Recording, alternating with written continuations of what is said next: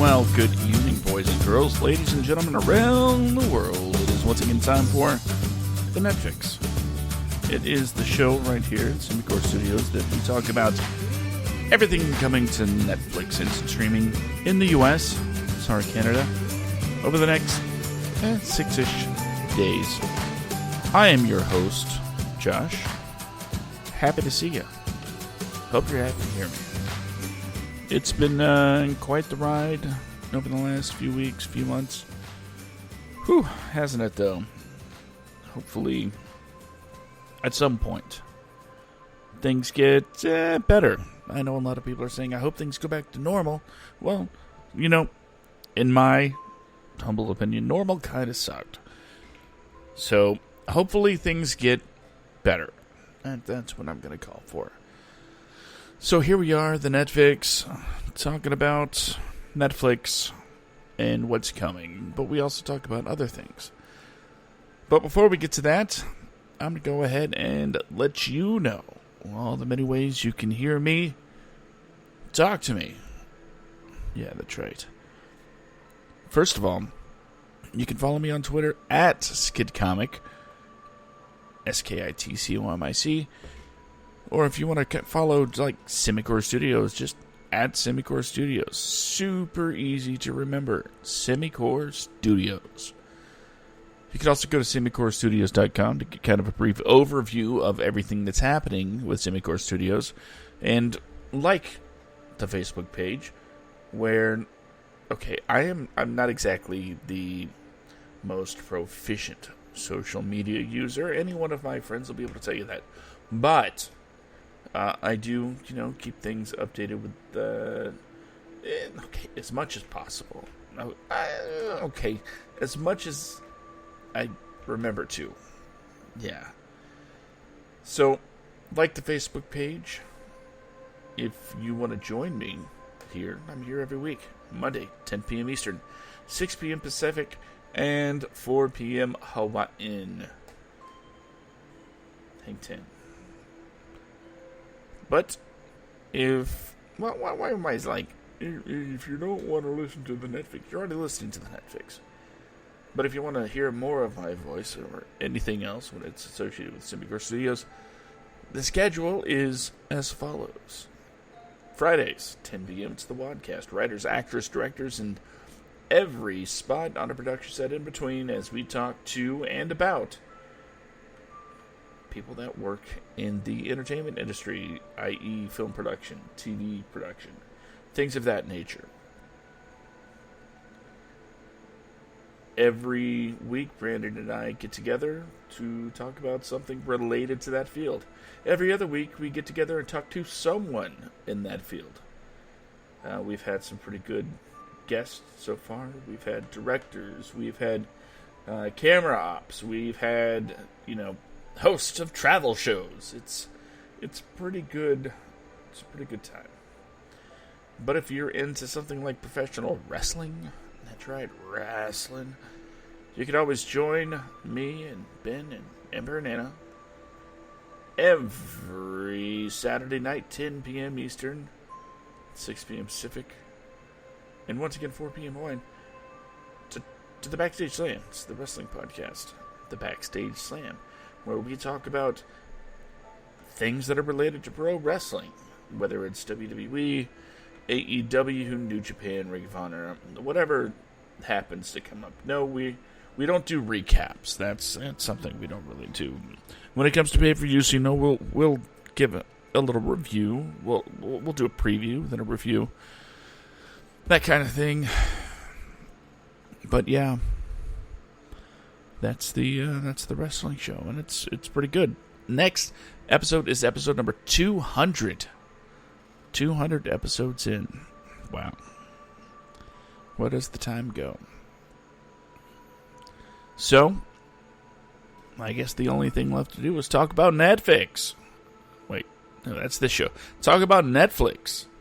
And as we do each and every week, I will give you what I've been watching. And I'll be honest, when it comes to Netflix, there's only one thing that I've been watching. Two.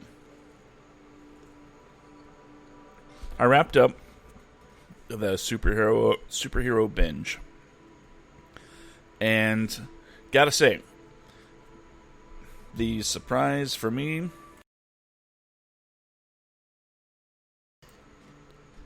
was probably Black Lightning, to be honest.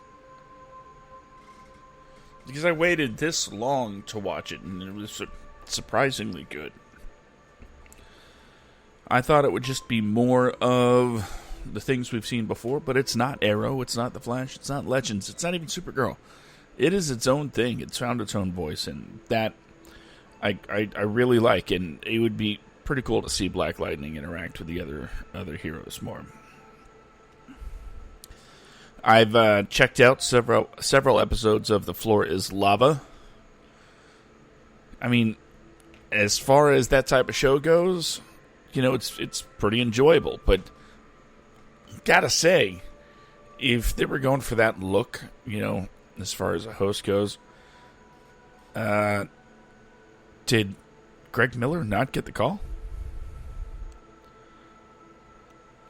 Just things I think about. But the major thing that I've been deep diving into so far is The Politician, Season 2.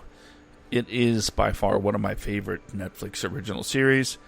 And the way that, a couple of episodes play with perspective when it comes to, going through the story. I don't really want to give too much away. I would love to have a deeper dive on this show. The Politician, that is. Maybe not the Netflix, but a really deep dive about how good The Politician is.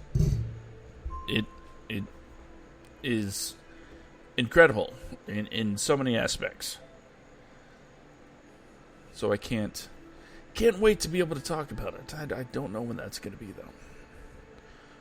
But when it comes to recommendations, that's my first recommendation of the week. That's my Netflix original recommendation, The Politician. 2 seasons out now. If you haven't watched any of it, you're in for a treat. It's not my usual, comedic type of recommendation, but it's so good. Don't get me wrong. There's comedy, dramedy, whatever you want to call it. It is pretty. I don't want to use the term brilliant. But it's pretty good. Really good. Really, really good. I think that is, it's understating it a bit, but I don't want to oversell it just in case it's not your thing.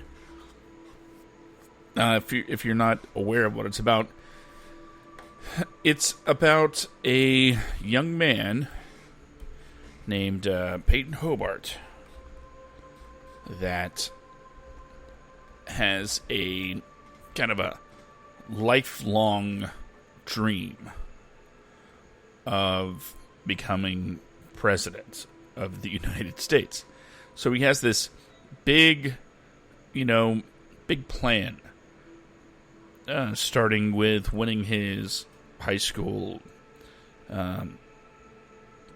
class presidency, which is where the story picks up, the campaign for that. Peyton's played by Ben Platt, who is insanely charming.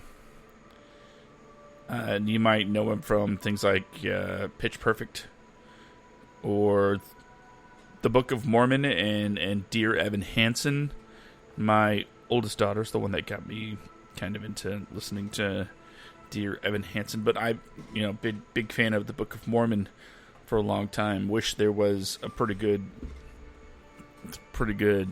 way to watch that, from home.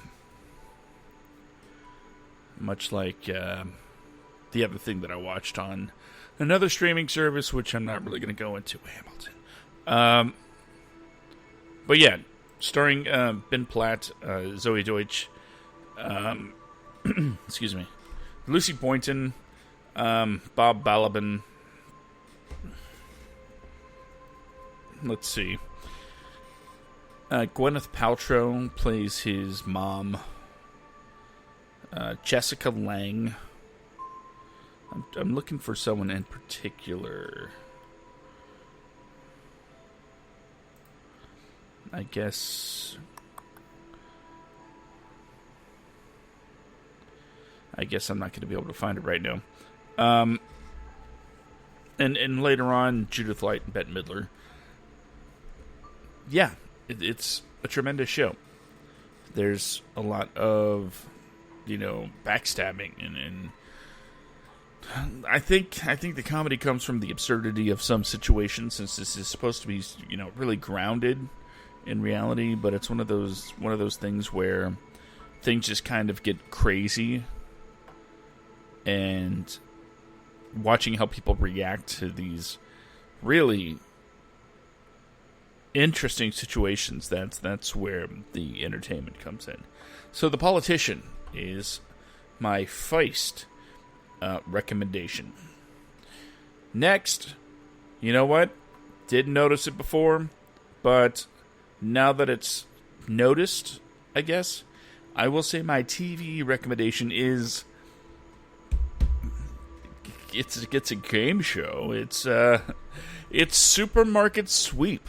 For those of you that grew up in the 90s, you know what Supermarket Sweep is. For those that didn't, it's a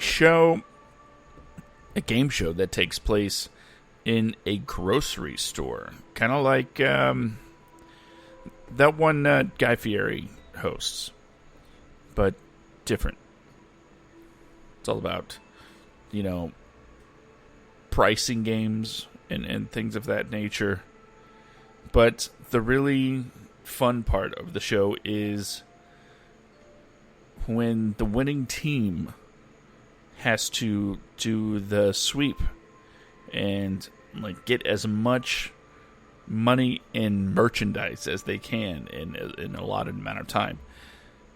Seeing people run through the aisles, carts, just scooping things up and throwing it in there. The turkeys cost $10.50, and then they load 10 turkeys or whatever. They have rules, for how many things you can get of a certain item, quantity limits. Some of us understand that these days, especially with the toilet paper crisis of 2020. But it's fun. It's enjoyable. If they had Shop Till You Drop on there, it would be like, my younger days all over again, because they, watched them back to back.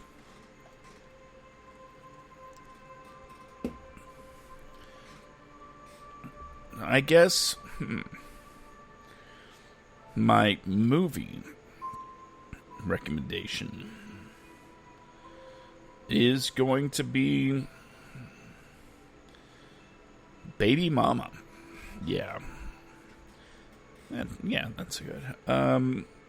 Tina Fey, Amy Poehler.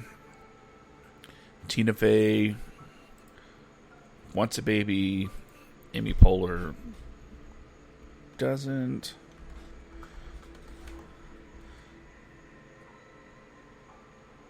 And they...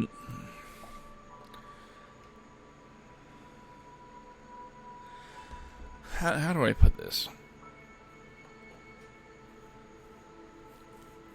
Tina Fey is unable to have a kid. So she hires someone to be a surrogate, which is Amy Poehler, who is immature, to say the least. So it's all about how these two, crazy people can get along.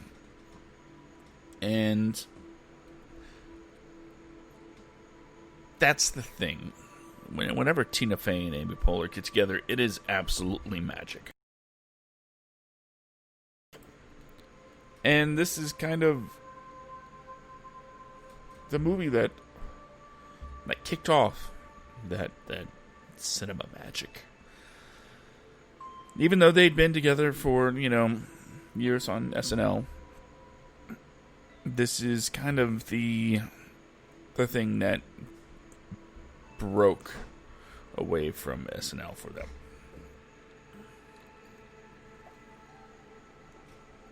It's absolutely hilarious. Directed by Michael McCullers, written by Michael McCullers. Definitely worth a check out. All right. I don't really have any news right now. Unfortunately. So, next week, we'll do news. We can do the top 10 right now. You want to do the top? Yeah, top 10. Okay, these are the top 10 things in the U.S. today. Some of them we talked about already. Quite a few of them, actually. So, number 10, Double Jeopardy. It's surprising because, it's a 11-year... No. The movie's 21 years old. 21? Good Lord. Has it been that long? Ashley Judd, Tommy Lee Jones. Really weird that this, of all the things that have come out, has cracked the top 10. Don't get me wrong, it's an amazing movie. You'll definitely like it. But it's one of those you watch once and you're like, yeah, I watched it. It's cool. Next up, also a movie, 2007's I Now Pronounce You Chuck and Larry, Kevin James, Adam Sandler, Jessica Biel. It's about two guys that pretend to be gay, so, one of them can get partner benefits for his kids. And Jessica Biel plays the investigator that, has to investigate the legitimacy of their union. I know, it's weird to think about today that something like that would actually have to be proven. Kind of like the movie Green Card from, even longer back. Number 8, a movie that is on my watch list. Haven't had a chance. Just seems interesting. It is 2012's 1,000 Words. We talked about this last week. Eddie Murphy, Kerry Washington, Cliff Curtis. Basically, guy finds out there's a tree, and every time he says a word, a leaf falls. And once the tree is empty, he dies. So, 1,000 Words. Interesting premise. I was really interested. I say interest a lot. Number 7, The Floor is Lava, Netflix original game show. Pretty self-explanatory here. There's a room filled with quote-unquote lava, and you have to jump onto stuff and figure out... It's like an escape room. You have to figure out the best path through to get out. And, teams of 3. Whoever has the most people actually complete the course wins $10,000 and a lava lamp. Cute. And if there's a tie, the fastest time wins. But the only rule, they say, is don't fall in the lava. They can use anything and everything in the room to their disposal to get through. Oh, and they do. It is hilarious, for sure. So, it's number 7. It dropped quite a bit, maybe because everyone watched it and, they're done with it. Number 6 is The Town, Ben Affleck film. with Rebecca Hall and John Hamm. Again, on my watch list, but just never got around to a 2010 movie. Maybe I'll watch it tonight, actually. I have this monster here. I'm going to be up for a little while. Don't see myself playing Apex for the rest of the night. So, number 6 is The Town. Number 5 is Desperados. It's a new movie, rated TV MA. It says, after drunkenly sending a cringeworthy email, hopeless romantic Wes heads to Mexico with best friends who erase the note before a new love reads it. Kind of like Road Trip, except, I guess, about a note or an email. Is this... I wonder if this takes place mostly in Mexico, or is it on the way to Mexico? Because if it's mostly about the trip, then of course it's like Road Trip. Otherwise, it's, I guess, kind of like, I don't know, The Hangover? It's all very location-based. So, Desperados. There is... I don't know, this does seem interesting to me. Wacky comedy type stuff. I dig it. Number 4 is Patriots Day. Mark Wahlberg, 2016 movie with Kevin Bacon and John Goodman. Kevin Bacon and John Goodman. They've been in a couple of movies together. This one's about the Boston Marathon bombing, and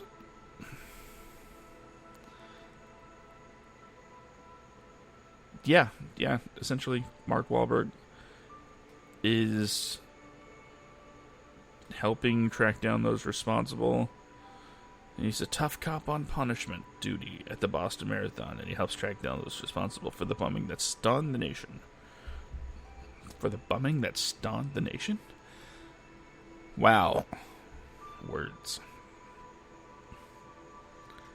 Seems like an interesting take on such an event. You know, I'm going to go ahead and add this to my list right now. Number 3, a show that was actually on in my house earlier, because my youngest has started getting into it.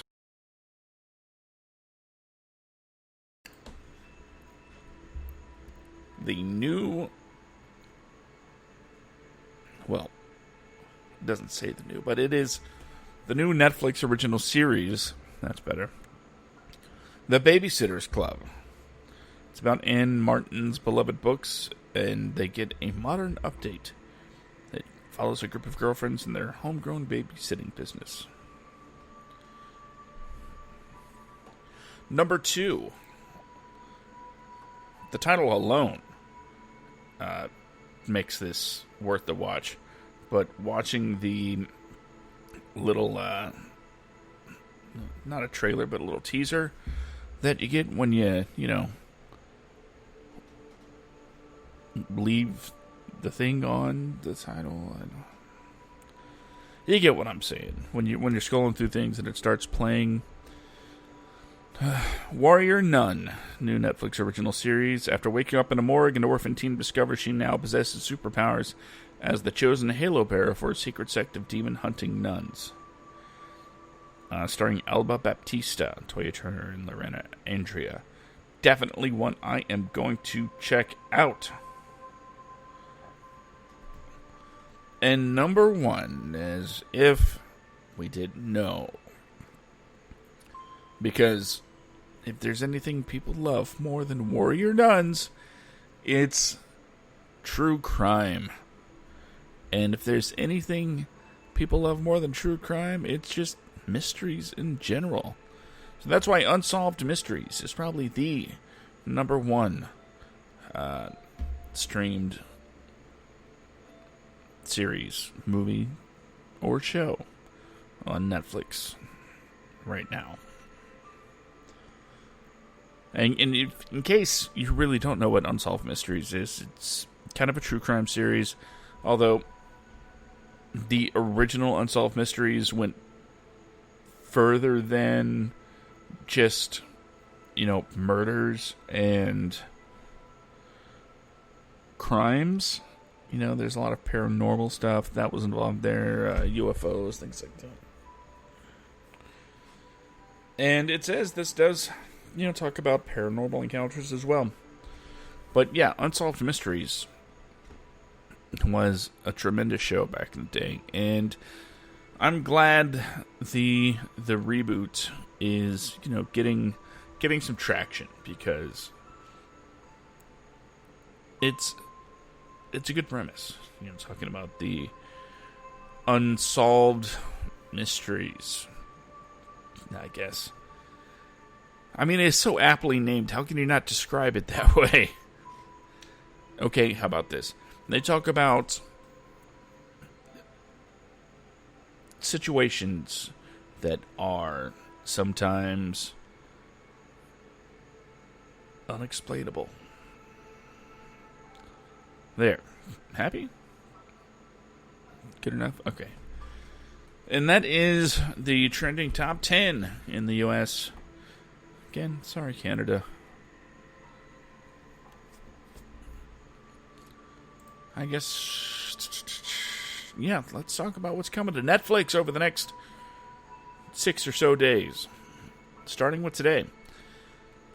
I'm getting this list, same as last week, from what's on Netflix.com. So if you want to follow along, or if you want to get a sneak preview of what's coming over the next few weeks, just head on over to what's on Netflix.com. There are, let me spell it out for you. What's on Netflix.com. So I want to make sure that everybody is properly promoted, because I don't want to be accused of stealing. Starting today, July 6th, A Kid from Coney Island. It's a 2019 documentary that looks into the career of Stephon Marbury. Tomorrow, July 7th, How Do You Know? It's a 2010 film, romantic comedy featuring Reese Witherspoon, Paul Rudd, Owen Wilson, and Jack Nicholson. Also on the 7th, Jim Jeffries, Intolerant. The stand-up comedy special with the Australian Jim Jeffries in his 4th Netflix original special. Also on the 7th, The Lorax. Because he speaks for the trees. It's the animated adaptation of the Dr. Seuss book. Definitely check out if you got kids. If you don't have kids, it's still a fun watch.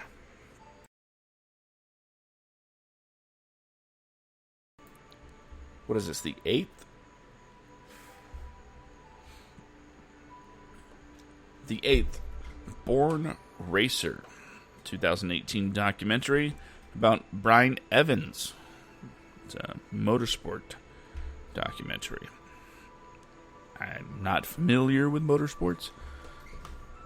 But also on that day, Mucho Mucho Amor, The Legend of Walter Mercado. It's a documentary on a well-known Puerto Rican television personality. Stateless, a limited Netflix original series from Australia, starring Ivan Stavovsky, and it's about a detention center. The Long Dumb Road, 2018 comedy starring Jason Mantzoukas. Love that guy. It's about two guys who decide to road trip across this American Southwest. Yeah, The Long Dumb Road. That sounds like a Jason Mantzoukas title. Was It Love, Season 1. New episodes weekly. It's a romantic South Korean comedy with weekly episode drops, as it says. That would be something Ben would be able to tell you more about. Hopefully, he'll get over his illnesses pretty soon. And, be able to join us. Finally, on the 8th, Yu-Gi-Oh! Season 1 anime series back on Netflix after being removed in June 2020. So it's back, essentially. On the 9th, Japan sinks 2020. It was originally timed for the Olympics. This anime series follows different families following earthquakes. Anime, another Ben specialty. Also on the 9th, The Protector, Season 4. It's the final season of this Turkish drama. On the 10th, I'm going to the 11th, okay. On the 10th, Dating Around Brazil. It's the regional spin-off for Dating Around, and it's set in Brazil.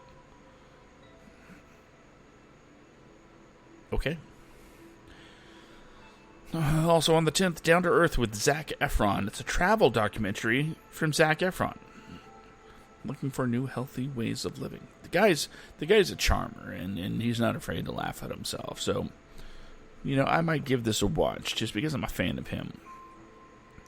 Hello Ninja, Season 3. It's more adventures with Wesley and Georgie in this animated kids series. Hello Ninja, Netflix original. Hole in the Wall.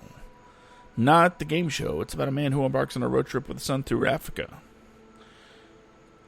Mama's Boy. It's a 2018 Arabic comedy. The Claudia Kishi Club. Netflix original documentary. Short. Looking into the character from Babysitter's Club. So it goes hand in hand with what's been going on as far as the top 10 goes. The Epic Tales of Captain Underpants in Space, Season 1. It's a spin-off of the Captain Underpants DreamWorks series, animated for the kids, or the young at heart. The Old Guard. It's a 2020 Netflix original action blockbuster for the summer, from Charlize Theron.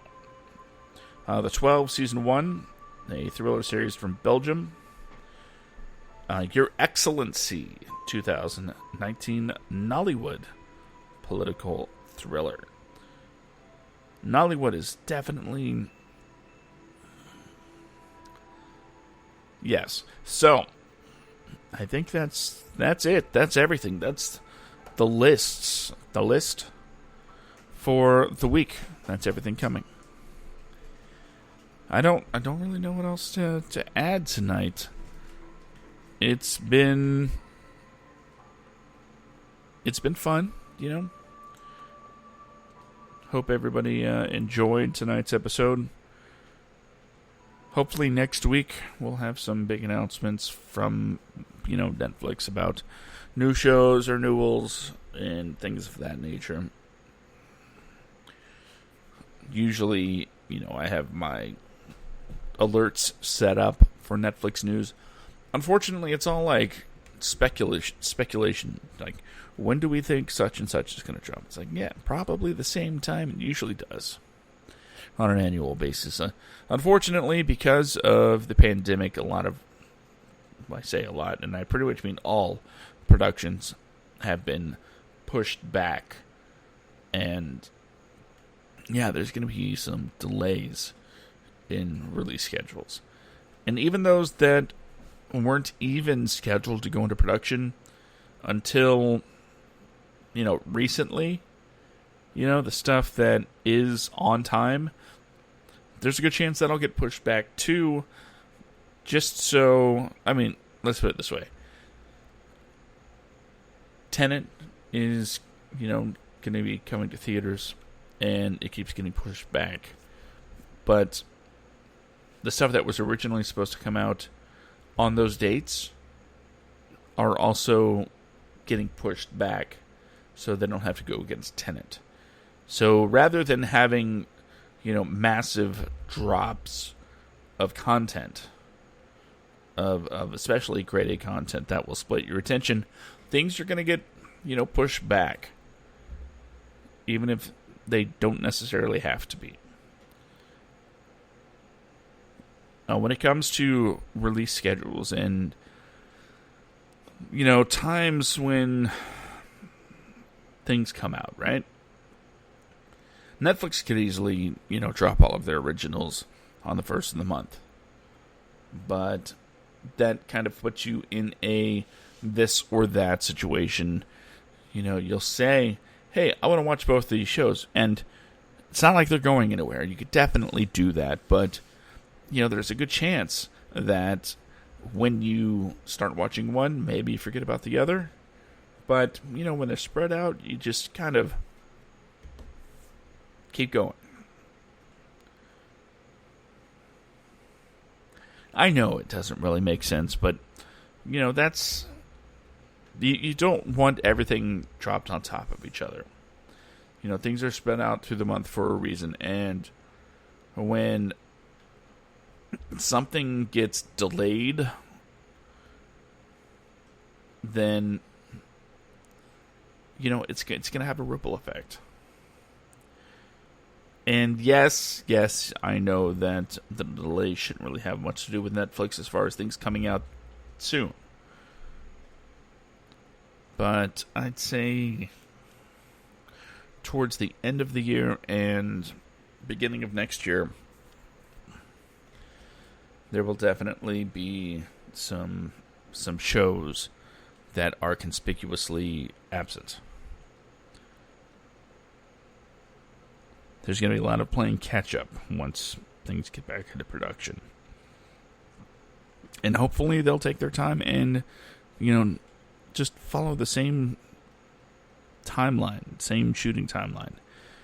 And that way, we don't have to see something that's been absolutely rushed into a cutting room.